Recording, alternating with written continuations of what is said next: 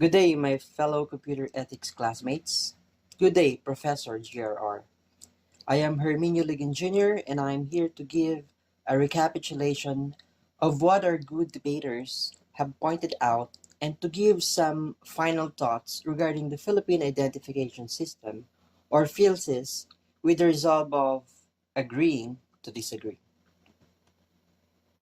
Our pro-PhilSys debaters said that the national ID system would improve public and private transactions since it will replace the cumbersome use of multiple ID, such as the use of two government-issued IDs for bank transaction.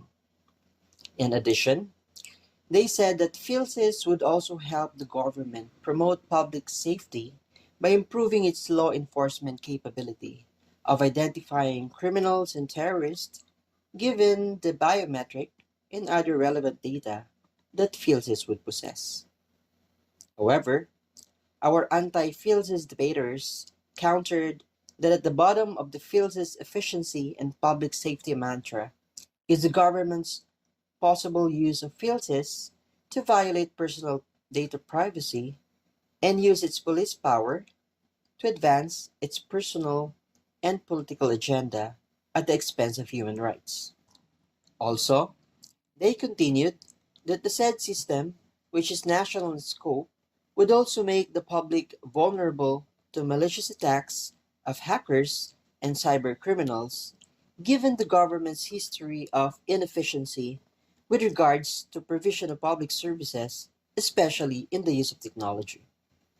In defense, pro-PhilSys debaters rebutted of giving the system a chance and opportunity to improve government service because PhilSys has already have built-in provision in tandem with other laws such as Data Privacy Act of 2012 to protect people's personal data if that is what the anti-PhilSys debaters are concerned about.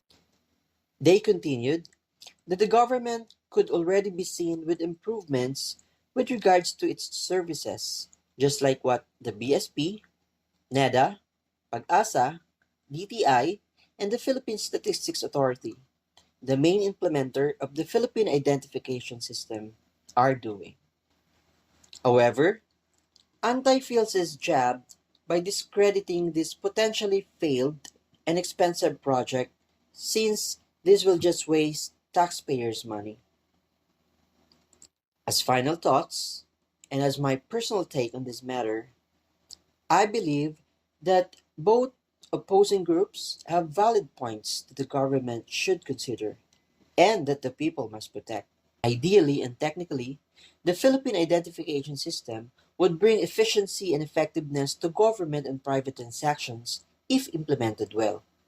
In fact, even economically, geographically, and demographically big countries such as China, India, Russia, and Brazil have national ID systems of their own, which really work for them, considering their massive size.